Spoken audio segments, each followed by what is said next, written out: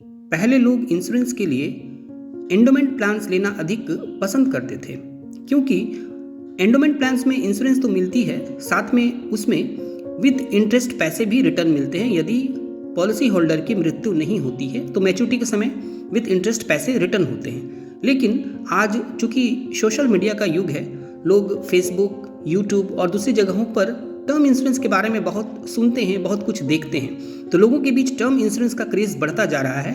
Term insurance वह insurance होता है जिसमें केवल रिस्क कवर होता है, अर्थात उसमें पैसे रिटर्न नहीं मिलते हैं। यदि पॉलिसी होल्डर की मृत्यु होती है तो नॉमिनी को अच्छी खासी अमाउंट मिलती है, प्रीमियम बहुत कम लगता है। तो इसी कारण लोगों के बीच टर्म इंश्योरेंस का क्रेज बढ़ता जा रहा है। लेकिन एंडोमेंट प्लान के अलग फ़ायदे हैं, टर्म इंश्योरेंस के अलग फ़ायदे हैं। टर्म इंश्योरेंस में बहुत सारी चीज़ों का कवर नहीं मिलता है जो कि एंडोमेंट प्लान में मिलता है। तो वो सारी चीज़ें आज इस वीडियो में जानेंगे कि एंडोमेंट प्लान बेटर है या टर्म प्लान। बहुत सारे रिस्क कवर जो टर्म इंश्योरेंस में नहीं मिलते हैं वो एंडोमेंट प्लान में मिलते हैं। आज लोगों का जो एज है वो बढ़ता जा रहा है, क्योंकि आज बहुत सारे मेडिकल ट्रीटमेंट, हेल्थ इंश्योरेंस, बहुत सारे कारणों से लोगों की मृत्यु बहुत कम हो रही है, लोगों की मृत्यु समय से पहले नहीं हो रही है। तो इस कारण टर्म इंश्योरेंस में जब पॉलिसी होल्डर की मृत्यु नहीं होती है तो पैसे रिटर्न नहीं मिलते हैं, लेकिन एंडोमेंट प्लान में with maturity, with interest maturity के समय पैसे रिटर्न मिलते हैं। तो अब ये आप पर डिपेंड करता है कि आपको क्या सुविधाजनक लगता है, आप टर्म इंश्योरेंस लेना पसंद करते हैं या एंडोमेंट प्लान लेना पसंद करते हैं। तो आज इसकी भी चर्चा करेंगे, इसको कंपेयर करेंगे। साथ ही हमें टर्म इंश्योरेंस या एंडोमेंट प्लान्स कब लेनी चाहिए इसकी भी बात करेंगे। टर्म इंश्योरेंस किन किन मृत्यु पर टर्म इंश्योरेंस में पैसे नहीं मिलते हैं, अर्थात उसमें क्लेम रिजेक्ट हो जाता है, क्लेम नहीं मिलते हैं, किस अवस्था में, क्या छुपाकर अगर हम इंश्योरेंस करें, या किस तरह की मृत्यु पर क्लेम नहीं मिलती है उस पर भी बात करेंगे।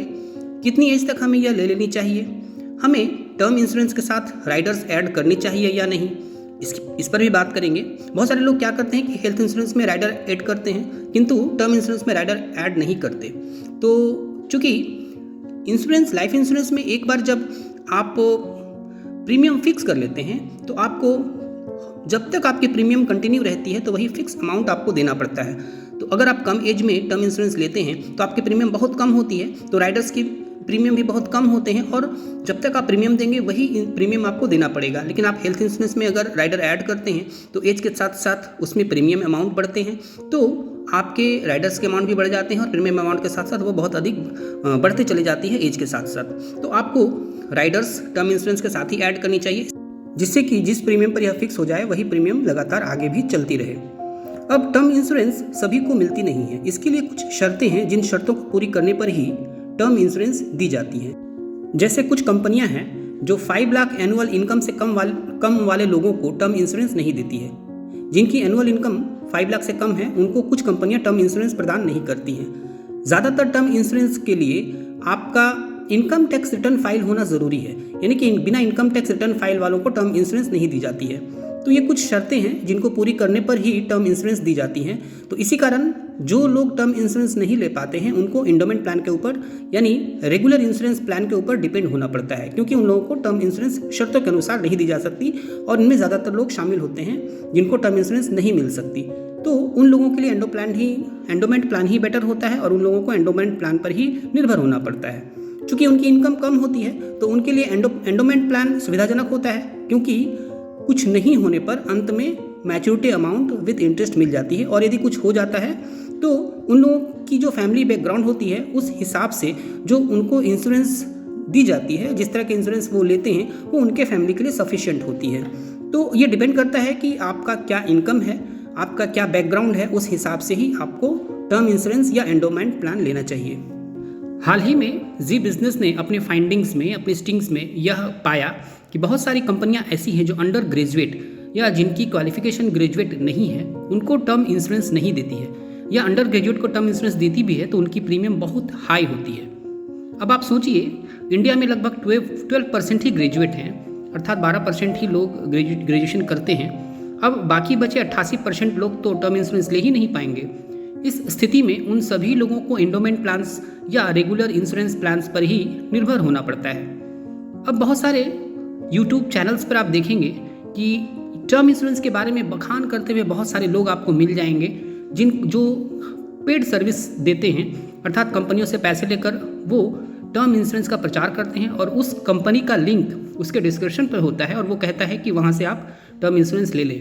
लेकिन उन महानुभावों को पता नहीं होता कि टर्म इंश्योरेंस इतनी आसानी से मिलती नहीं है। यहाँ टर्म इंश्योरेंस के लिए ग्रेजुएट क्वालिफिकेशन चाहिए, ग्रेजुएशन होनी चाहिए, 5 लाख इनकम होनी चाहिए, ITR रिटर्न फाइल होनी चाहिए। तो ये सारी चीज़ें, ये सारे मापदंड पूरे करने के बाद ही उनको टर्म इंश्योरेंस दी जाएगी। अब ये तो बोलकर निकल जाते हैं, लेकिन बहुत सारे लोग ऐसे होते हैं जो इस उधेड़ बुन में पड़ जाते हैं कि वो टर्म इंश्योरेंस लें या एंडोमेंट प्लान लें, और इस चक्कर में वो दोनों में से कुछ भी नहीं ले पाते, क्योंकि उनको टर्म इंश्योरेंस मिलती नहीं है और एंडोमेंट प्लान के खिलाफ इतना प्रचार किया जा चुका होता है कि वो एंडोमेंट प्लान लेना ही नहीं चाहते, जबकि एंडोमेंट प्लान में लेने में भी उनको कोई नुकसान नहीं होता। उनको अच्छी खासी इंश्योरेंस भी मिलती है, और अगर उनको कुछ नहीं होता है, अभी आज के ऐसे हालात बन चुके हैं, आज मेडिकल सिस्टम मेडिकल साइंस इतनी तरक्की कर चुका है कि लोगों की डेथ समय से पहले बहुत कम हो रही है, और इस कारण लोग ज़्यादातर जीवित रहते हैं और अंत में उनको अच्छी खासी मैच्योरिटी अमाउंट भी मिलती है। अब बहुत सारे लोग ऐसा कह सकते हैं कि जो मैच्योरिटी अमाउंट हमें मिलती है उसको अगर हम म्यूचुअल फंड से तुलना करें तो वो हमें बहुत कम होती है। टर्म इंश्योरेंस ले लें, साथ ही म्यूचुअल फंड ले लें, बाकी जो पैसे बचते हैं टर्म इंश्योरेंस से चूँकि पैसे कम लगते हैं तो बाकी का म्यूचुअल फंड ले लें। लेकिन अगर आप एंडोमेंट प्लान लेते हैं तो उसमें इंश्योरेंस भी मिलती है और आपको 6 से 7% तक आपको रिटर्न भी मिल जाती है, जो कि बहुत सारे म्यूचुअल फंड में नहीं मिलती है। बहुत सारे म्यूचुअल फंड ऐसी भी है जिसमें 5 साल 7 साल पैसे रखने के बाद भी 2 से 3% ही रिटर्न आती है। तो अब ये तो मार्केट के ऊपर डिपेंड होता है। लेकिन इंश्योरेंस में बहुत सारे प्लान ऐसे होते हैं, जैसे LIC में ही आप प्लान ले सकते हैं। आनंद जीवन आनंद प्लान एक ऐसा है जो मैच्योरिटी के बाद भी इंश्योरेंस उसमें चालू रहता है। इसके अलावा जो पेंशन प्लान्स हैं, एक बार अमाउंट फिक्स हो गई तो होल लाइफ वही पेंशन मिलती रहती है। इसके अतिरिक्त जीवन उमंग प्लान है जिसमें होल लाइफ एक fixed amount, fix survival benefit मिलती रहती है। मार्केट चाहे जिधर से उधर हो जाए, शेयर मार्केट डाउन हो जाए, शेयर मार्केट पूरी तरह से गिर जाए, म्यूचुअल फंड भी बिल्कुल गिर जाए, तो फिर भी लेकिन वो जीवन उमंग में आपको जो एक बार अमाउंट फिक्स हो गई, होल लाइफ आपको वही अमाउंट मिलती रहेगी। तो ये सारी चीज़ें भी कस्टमर्स को समझाने की आवश्यकता है कि बहुत सारी चीज़ें जो एंडोमेंट प्लान या इंश्योरेंस में जो पेंशन प्लान्स हैं, जो SB जिस बोनस वाले प्लान्स हैं, तो इन सब चीज़ों में जो मिल सकती है वो म्यूचुअल फंड और दूसरी जगहों पे नहीं मिल सकती। तो इस तरह से भी कस्टमर्स को समझाने की आवश्यकता है। केवल मिस सेलिंग या मिसगाइड करके हमें आगे नहीं निकलना चाहिए। तो जो यूट्यूब पर कंपनियों से पैसे लेकर जो एजेंट्स के खिलाफ जो मिथ्या प्रचार करते हैं कि एजेंट्स उल्टा सीधा समझाकर मिस सेलिंग करते हैं, हाँ कुछ एजेंट्स ऐसा कर सकते हैं, लेकिन आज की जनता जागरूक हो चुकी है और वो भी इन सब चीज़ों को कंपेयर करती है कि किस कंपनी में उनको कहाँ पर अधिक बेनिफिट मिल रहा है। तो पब्लिक को भी चाहिए, जनता को भी चाहिए, कस्टमर्स को भी चाहिए कि कंपेयर करे, समझे कि term insurance, endowment plan, mutual fund, share market, ये सारी चीज़ें अपने अपने स्थान पर सबके अलग अलग फ़ायदे हैं, उन सब के अलग अलग बेनिफिट्स हैं, तो उनको समझने की आवश्यकता है। आंखें बंद करके हमें किसी पर विश्वास नहीं करनी चाहिए कि बहुत सारे लोग पैसे लेकर यूट्यूब पर एजेंट्स के खिलाफ बोलते हैं या एंडोमेंट प्लान्स के खिलाफ बोलते हैं, LIC के खिलाफ बोलते हैं। तो उन सबको समझने की आवश्यकता है कि वो ऐसा क्यों कर रहे हैं, आपको किस में सुविधा है।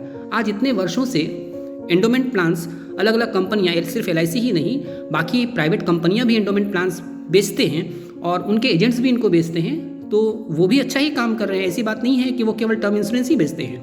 हाँ, टर्म इंश्योरेंस प्राइवेट कंपनियां अधिक बेचती हैं, लेकिन अब चूंकि उन लोगों ने बहुत सारी शर्तें लगा दी हैं, तो इस कारण अब उन पर उंगली उठना शुरू हो चुका है। लेकिन LIC के जो टर्म इंश्योरेंस है उनमें इस तरह की कोई शर्तें लगी हुई नहीं होती। आप जनरली जब ऑनलाइन सर्च करेंगे तो उस तरह की कोई शर्त आपको LIC के टर्म इंश्योरेंस में नहीं मिलेगी। अब इन शर्तों को, इन रेस्ट्रिक्शंस को लगाने के पीछे कुछ कारण भी हैं। इन रेस्ट्रिक्शन के पीछे सबसे बड़ा कारण कोविड का है।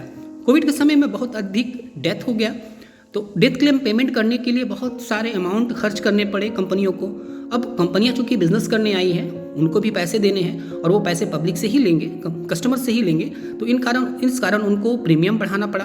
बहुत सारे टर्म इंश्योरेंस के प्रीमियम भी बढ़ चुके, अंडर ग्रेजुएट्स के प्रीमियम बढ़ चुके, या जो कम इनकम वाले लोग हैं या जो ग्रेजुएट नहीं है या कम पढ़े लिखे हैं उनको टर्म इंश्योरेंस देने में प्रीमियम थोड़ा ज़्यादा लगता है। तो इन सब कारणों से, विशेषकर कोविड के कारण, ये सारे रेस्ट्रिक्शंस लगाने पड़े।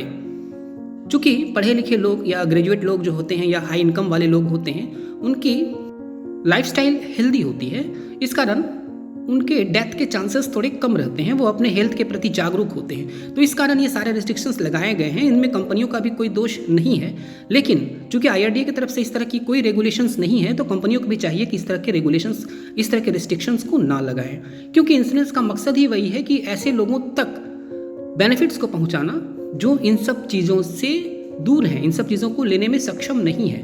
अब जो अधिक इनकम वाले लोग हैं या जो अधिक पढ़े लिखे लोग हैं, उन सब तक इन सब चीज़ों की पहुंच है, लेकिन जो थोड़े कम पढ़े लिखे लोग हैं या जिनकी इनकम कम है, उन पर इन रिसोर्सेज की पहुंच कम है, तो उनको ये इंश्योरेंस की अधिक आवश्यकता है। तो कंपनियों को भी चाहिए कि इस पर विचार करें और इस तरह के कम प्रीमियम वाले टर्म इंश्योरेंस भी लोगों के लिए उपलब्ध कराएं। अब आइए देख लेते हैं कि किन किन कारणों से टर्म इंश्योरेंस के क्लेम रिजेक्ट हो सकते हैं, टर्म इंश्योरेंस के क्लेम के अमाउंट नहीं मिलते हैं। उसमें सबसे पहला है, शराब पीकर अगर कोई ड्राइविंग कर रहा होता है और उसमें उसकी डेथ हो जाती है तो इसका क्लेम अमाउंट नहीं मिलेगा। किसी ड्रग्स के कारण अगर ड्रग्स लेकर वो ड्राइविंग कर रहा हो और उसके बाद उसकी मृत्यु हो जाती है तो भी ये क्लेम रिजेक्ट किया जा सकता है।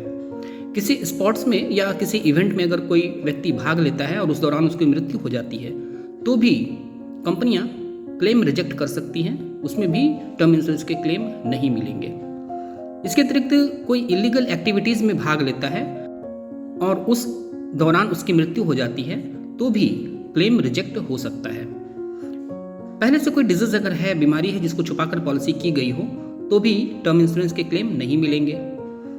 प्रेगनेंसी में अर्थात चाइल्ड बर्थ के समय अगर मृत्यु हो जाती है तो उसमें भी टर्म इंश्योरेंस के क्लेम नहीं मिलते हैं।